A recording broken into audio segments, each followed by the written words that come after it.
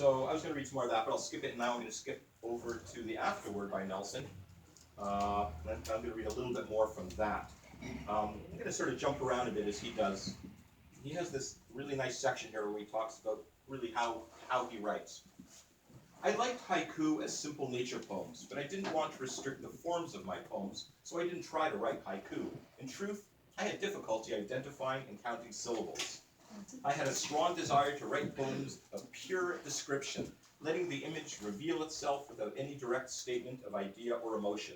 I found it difficult to make this kind of spare expression work. My observations of both the world and of words and language were too generalized, not particular enough. I was looking for some kind of magic, rather than looking at the particularities of words and the world.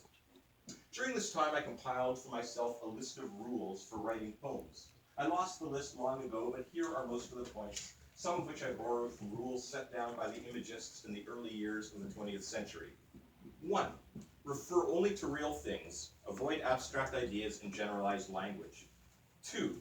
Show, by direct reference to things, rather than tell about things. 3. Be objective. Try to avoid subjectivity. 4. Use no unnecessary words. 5. Avoid adjectives where possible. 6. Avoid using I in poems. 7. Use common language. I do not always follow my own rules. And maybe I'll just jump to one more bit here. My artist wife, Barbara Crusoe, whom I married in 1965, was another influence on my writing. She was a non-objective painter. Her paintings are about the interaction and interrelatedness of color. I learned from her the value and potential of seeing, of visual perception of light and color, of seeing things in the world.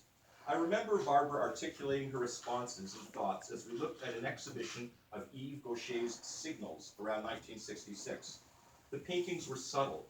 Both the work and the way Barbara talked about it made a lasting impression on me.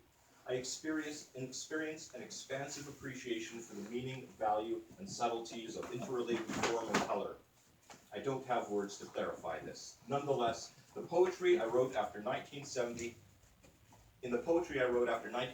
I attempted to achieve in words a parallel to the subtleties I saw in certain paintings, especially those of Barbara and Gaucher. And I'm just going to read one more little bit, I think, here. A little bit about, Nelson talks a little bit about his childhood here, which I found really particularly fascinating. As a child, I spent a great deal of time without much contact with other children. I lived with my parents for a year in an isolated log cabin without electricity or running water at Lake Huron in Bruce County when I was 6 and 7 years old. My mother homeschooled me that year. Throughout the winter, our car was parked at the closest plowed road, about 2 kilometers from the cabin. We snowshoed and transported groceries on a toboggan between the car and the cabin. When I had to use the outhouse at night, one of my parents would accompany me with a large flashlight because I was afraid of the dark in general and of wolves in particular. I spent a lot of time with frogs, salamanders, beetles, mice, water striders, minnows, turtles. They were my playmates. My mother encouraged my childhood curiosity and engagement with nature. She was an amateur naturalist and kept lists of the birds and plants she identified. Nelson talks a little bit more about that, and then I am actually going to read a little bit more about Nelson talking about his process of writing the poems, and then I'm going to read a bunch of the poems. I spent periods of time, occasionally as long as several years, making fragmentary notes based on observations, usually of nature, also of words and word sounds. Following that, I developed poems from the notes. The poems seem to emerge of their own volition. It is a process of discovery. Then there is the hard work of revising and refining. Most poems go through several drafts. Some require many drafts before they take shape. When a poem doesn't work, I set it aside and revisit it next day, next month, or next year. Many times I discard much of it to find a core that works. Sometimes a poem that isn't working can become 2 or 3 separate poems, or portions can attach to a different poem. Often it's the lines I began with that must be discarded because the poem moved away from them. So a little bit more of the development of his work. And there was one quote from somebody here I thought I'd end with, but I think I'm not going to find it now. Who was it a quote from? Jack David or somebody? I don't know. I'm going to leave it at that. I'm going to leave it at that and now read the poems, and we can see what all is being talked about here. So the book is organized book by book from the very first book, and so I'm going to start in the beginning and go in chronological order. Night Window. 1. The darkness out there, and distance, a deep wall of it. 2. Climbing up and across the glass, a car's lights like a pair of fireflies, the black world framed by the window. 3. The window frames black thunder and blue lightning. The room. The room is an arrangement of planes, length, width, height, all have known measure. The ceiling slopes up, walls spread away. And in the corner, the television tells me that I don't know how wonderfully clean my clothes could be.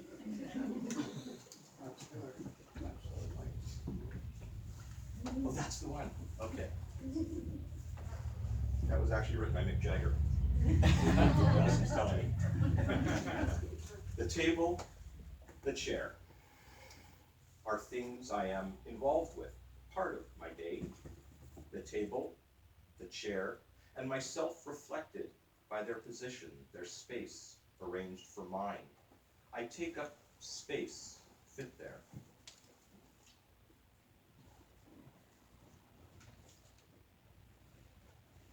This is one of the ones when I was a teenager that I read and I was blown away by. Dust.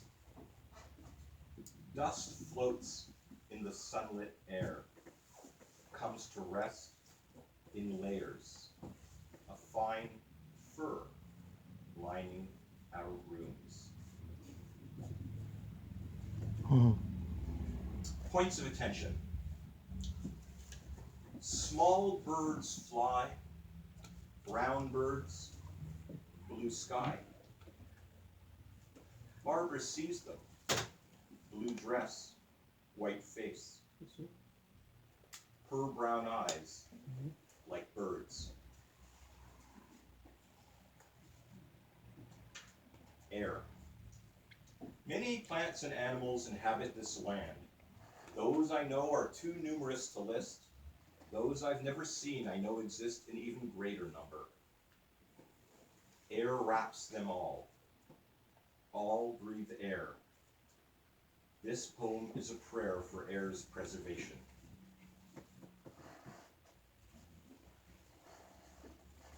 Clouds. I know I breathe the air. I can see that in winter. I breathe in very deeply. Did that cloud move closer? Have I inhaled a cloud I didn't see? Would that hurt it or me? There's a lot of poems here that talk about or are dedicated to Barbara Crusoe. To Barbara. Strands of your dark hair touch your face, and the air stirs leaves and your hair, while this day records your presence.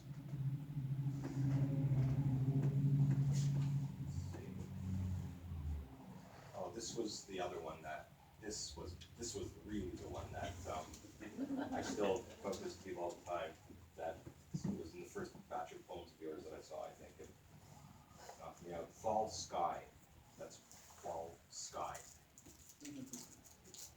Swallows dart back and forth like hyphens on gray paper, awaiting words.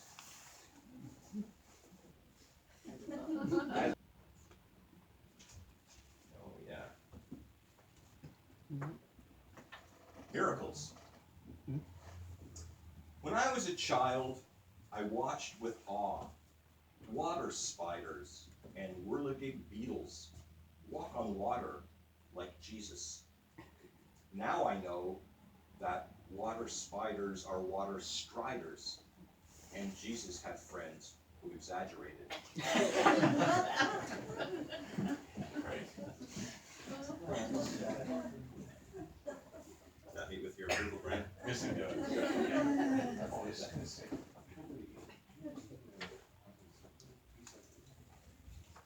No, we're having a meeting in the middle of a meeting, man.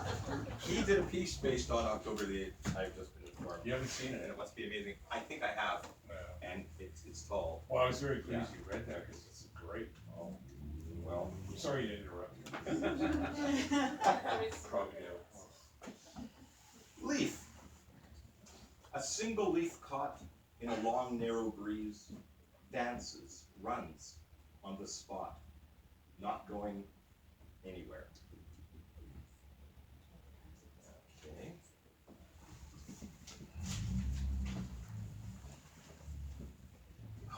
Crickets. Crickets climb the foundation of our house, then fall or jump off, or climb down. To what purpose all this climbing, I ask, then realize, why not?